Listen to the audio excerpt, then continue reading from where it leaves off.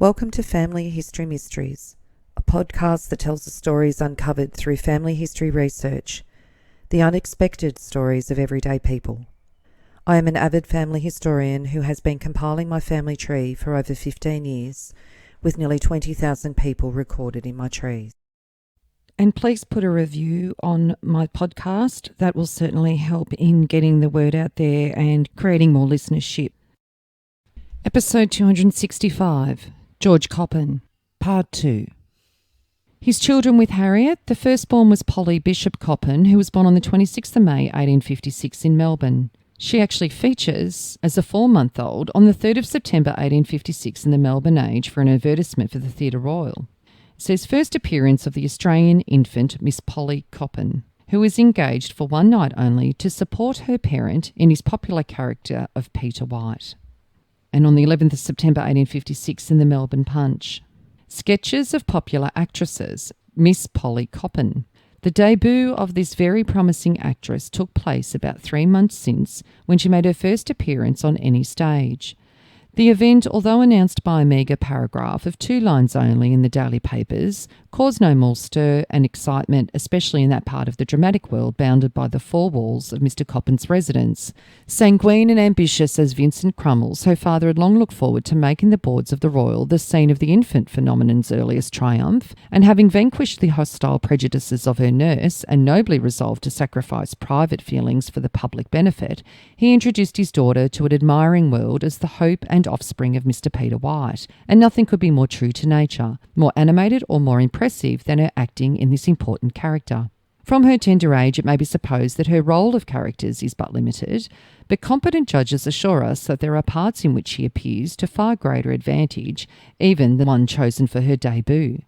The graceful pose of her figure, the expressive eloquence of her gestures in the domestic drama of Ketchy Ketchy is beyond all praise. Her resonant laugh in the interlude of Bo Peep is like a reminiscence of Mrs. Nesbit. Some anxiety is manifested as to her performance in the exciting melodrama of Measles and Whooping Cough, as well as in the serio-comedy of Teething, for the success of which, however, no expense has been spared in the way of properties, including numerous india-rubber rings, coral, and an unlimited supply of Delby's carminative. One word of friendly advice to the paternal manager in conclusion. We observe by the bills of the day that the present is the last week of Mrs. Hare's engagement. Now entreat Mr. Coppin not to force the growth of his infant bud of beauty by casting her for characters which are at present so ably sustained by the elder lady. Miss Coppin's physique scarcely adapts her for parts like those of Lady Macbeth, Desdemona, Imogen, or Constance, or the higher range of Shakespearean characters for another season at least, when we have no doubt that her powers will be adequate to the conception and artistic elaboration of any character in the whole range of dramatic literature. And on the 3rd of December 1856, the Melbourne Argus, the launch of the Emu. The first iron steamer built on the upper banks of the Yarra Yarra was launched yesterday afternoon at 2 o'clock in the presence of a numerous company of ladies and gentlemen assembled in honour of the event. The launch was most successful and Miss Polly Coppin performed the ceremony of christening under the able direction of her father with much grace and much intense enjoyment. Sadly for the family, Polly died on the 21st of February 1858 in Richmond. In the Melbourne Argus it announced her death. At Cremorne Gardens, Polly Bishop Coppin, the infant daughter of Harriet and George Coppin, aged 1 year and 9 months. Their next child was Blanche Brooke Coppin, who was born on the 9th of January 1858 in Richmond. On the 5th of January 1881 in the Melbourne Age, the residents of Sorrento had a very agreeable New Year's Eve gift presented to them through the exertions of the Mrs. Coppin. 2 very pleasing entertainments were given on Friday and Saturday to relieve the church and the library. The first consisted of dramatic sketches and a ball to dance the old year out and the new year in, and the second of novelties and a New Year's gift distribution. He now had the pleasure to announce that his daughters had taken up all the bills and that the church was now free of debt. In the dramatic entertainment, Miss Blanche Coppin looked the part of Lydia in the petite comedy of A Husband in Clover to perfection, and sang Home Sweet Home, The Bonny Lass of Sweet Dundee, and took part in the duet When a Little Farm We Keep in a very pleasing manner. Blanche married George Rossi Ashton, a well-known black and white artist and brother of Julian Ashton, in Melbourne on the 23rd of October 1883. They had a son, Cecil, in 1885 and another son, Gerald, in 1888. George Ashton had been born in England. His parents were wealthy Americans Thomas Briggs Ashton and Henrietta, daughter of Count Carlo Rossi, a Sardinian diplomat. Thomas Briggs Ashton was an amateur painter, and he encouraged the artistic leanings of George and his brother Julian. In about 1862, the Ashtons moved to Totnes-on-the-River Dart, where his father died, and the family, now in financial straits, went to London. George Rossi studied in the South Kensington School of Art, became a black and white illustrator for the London Graphic, and then in 1877 and 1878 represented the Illustrated London News at the Kaffir War, and the next year joined his brother on the Illustrated Australian News in Melbourne. Together they covered the capture of the Kelly Gang at Glenrowan. He was among the first sketch artists of the Bulletin. He also drew for the Australasian Sketcher, the Illustrated Sydney News, and the Picturesque Atlas of Australasia. He was art editor and artist for Victoria and its metropolis. From 1886 to 1888, he was a member of the Art Society of New South Wales and the Australian Artists Association of Victoria. In 1893, George and Blanche went to England with their young family, and he continued to illustrate for various papers, and he toured music halls with a lightning sketch routine. He published Australasian Sketches in London in 1895.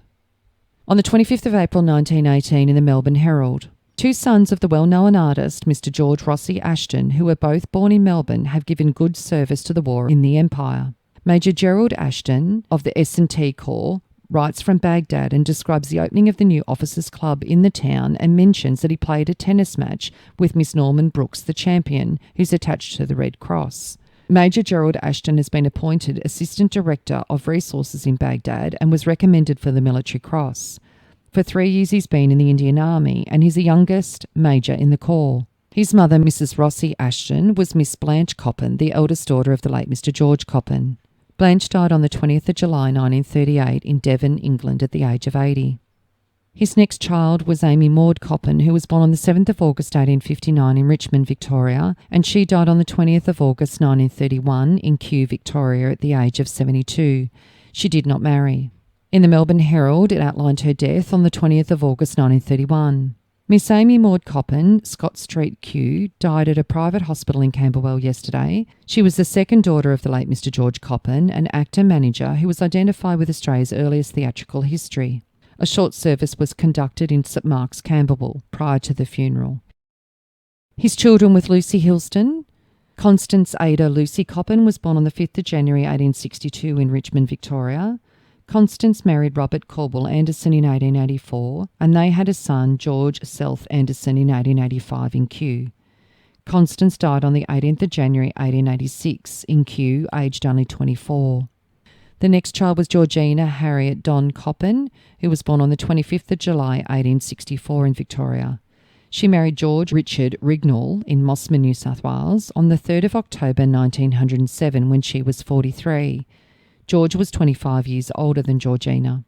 On the 26th of October 1907 in the Melbourne Leader, it mentions the marriage of Mr. George Rignall, the well-known actor, with Miss Georgina Coppin, daughter of the late Mr. George Coppin of Melbourne, that it took place at Neutral Bay in Sydney on the 3rd. George Rignall had been born in Birmingham, England, and he was the son of William Rignall, a provincial theatre manager, and his wife, Patience Blaxland, an actress. They actually use Rignold as their professional name. George and his brother William started as violinists in theatre orchestras, and in 1857 he played the messenger in Macbeth at short notice. On the 28th of September 1865 in Brighton, he married Marie Braybrook Henderson, a comic actress. From 1870, he played roles ranging from Romeo to Caliban in the Queen's Theatre at Longacre in London. Back in the provinces, he accepted the offer of American managers, Palmer and Jarrett, to play Henry V at the Booth Theatre in New York.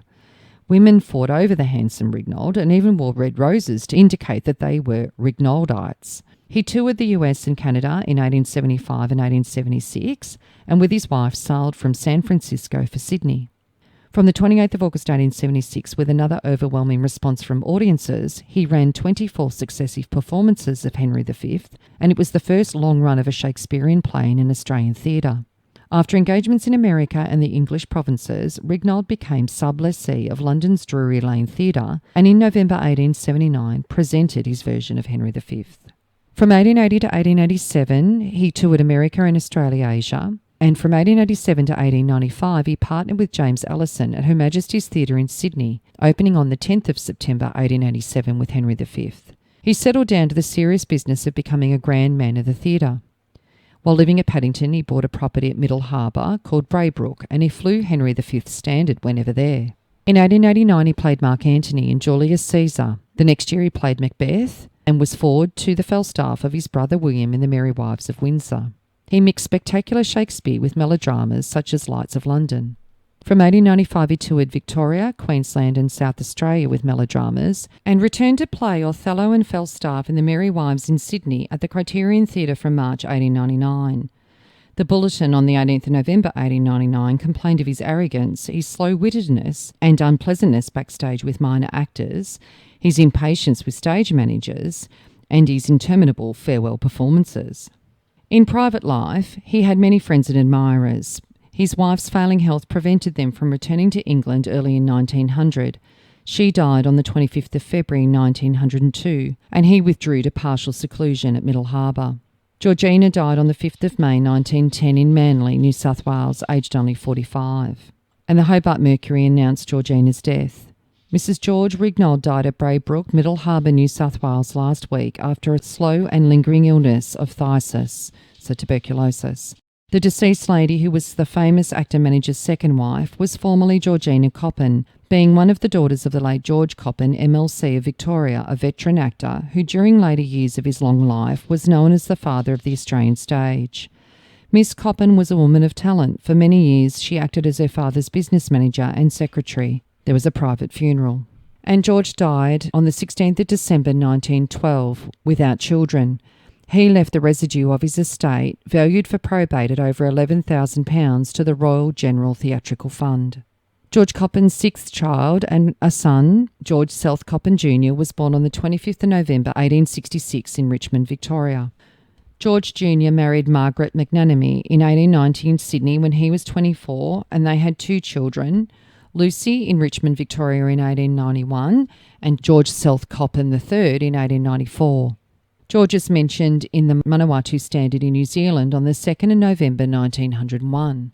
The piece staged by the above company at the Theatre Royal last evening, The Miner's Daughter, as may be gathered from its title, the play is redolent of gold, California, miners, and the daily exciting scenes to be witnessed at their camps, revolvers, and sudden death, all of which have been used by the author in building one of the most exciting and realistic performances that one could possibly wish for. The interest awakened in the fortunes of the principal characters is not lessened by the picturesque attire, indicative of the West, the American twang adopted in the dialogue, and specially prepared scenery representative of the wild canyons and gulches of California. The cast before was a very strong one. Mr. Coppin as Boozer Smith appeared in another of his thirsty roles and acquitted himself admirably. On the 20th of July 1901, in the Auckland Star in New Zealand, Onehunga Public Hall, Coppin's Royal Dramatic Company struck oil. George Coppin with Millie Collier, supported by a powerful company from Australia. And he's mentioned New Zealand Evening Post on the 30th of August 1902 at the Federal Hall. Grand production by Van Berg's Australian Dramatic Company of 30 artists, including Mr. George Coppin of the Theatre Royal, Australia's famous actor. And it lists George Coppin as playing Napa Bob in the drama which was a sequel to what was played in the Theatre Royal Sydney called When London Sleeps. In the New Zealand Evening Post on the 13th of September 1902 at the Federal Hall, tonight grand production by Van Berg's Australian Dramatic Company, Mr. George Coppin as John Stoffel and Miss Millie Collier as Lizzie Stoffel in the great American musical comedy drama Struck Oil.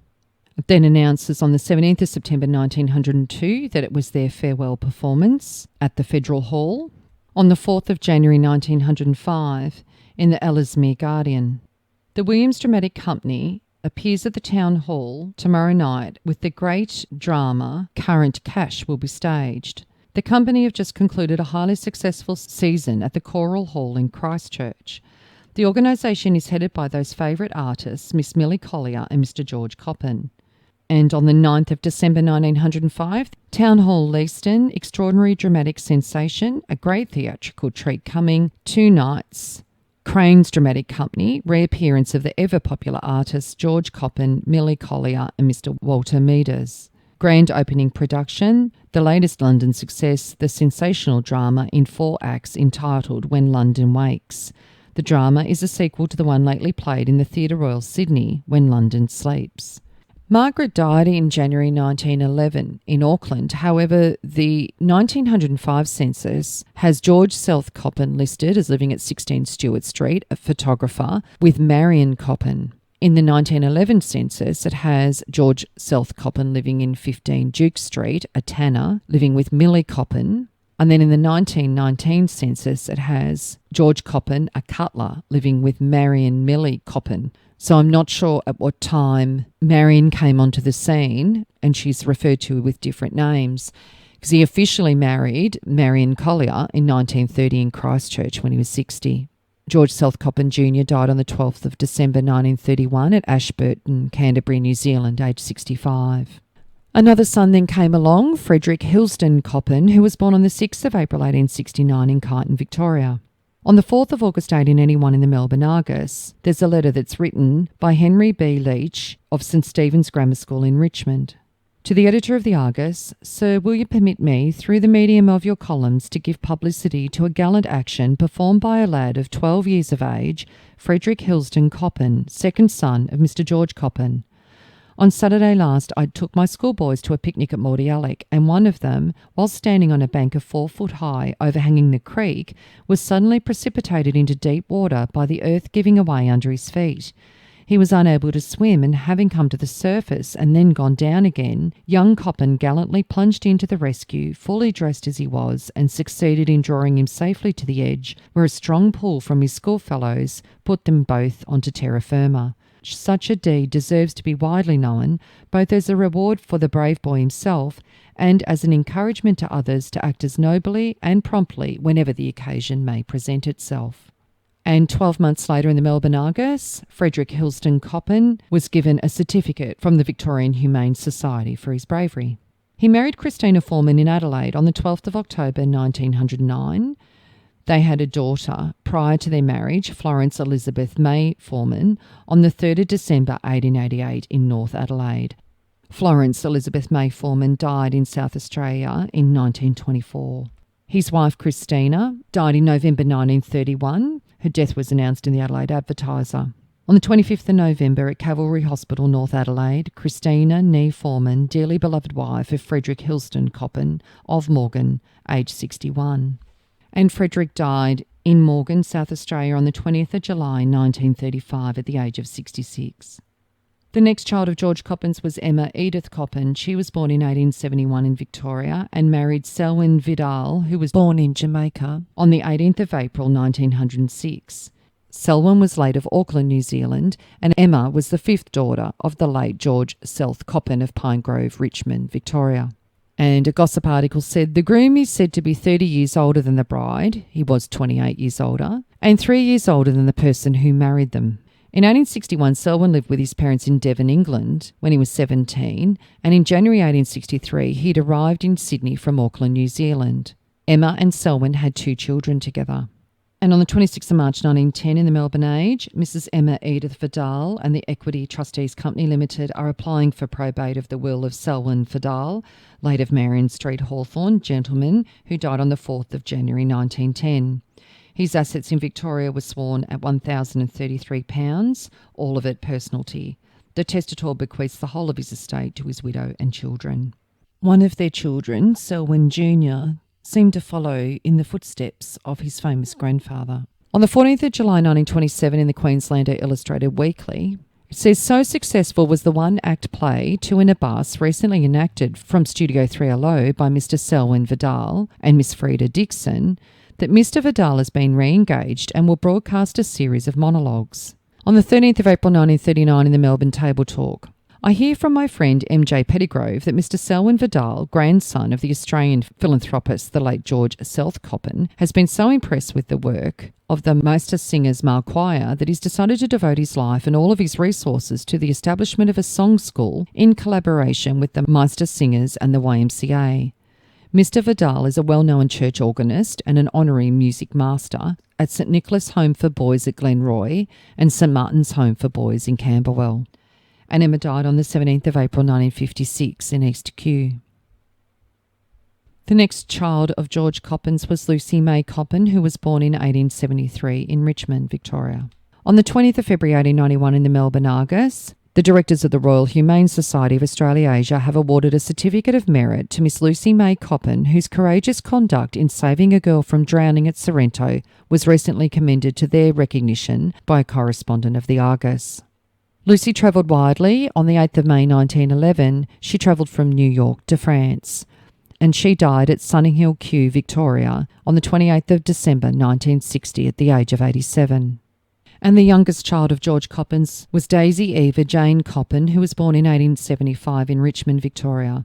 On the 21st of January 1956 in the Melbourne Argus, it says, on the 20th of January, passed peacefully away at Melbourne, Daisy, youngest daughter of the late Honorary George Selth Coppin, beloved sister of Lucy May Coppin and Emma Vidal, aged 80 years. So she didn't marry or have any children. So I hope you enjoyed the story of George Coppin, widely known as the father of Australian theatre. If you are interested in sharing your story on my podcast, Family History Mysteries, please go to my Facebook page and send me a message. If you would like some assistance in filling in the gaps in your family tree to see what mysteries you solve, please get in touch. And don't forget, you can have early access to episodes by subscribing, and you'll also gain access to bonus episodes.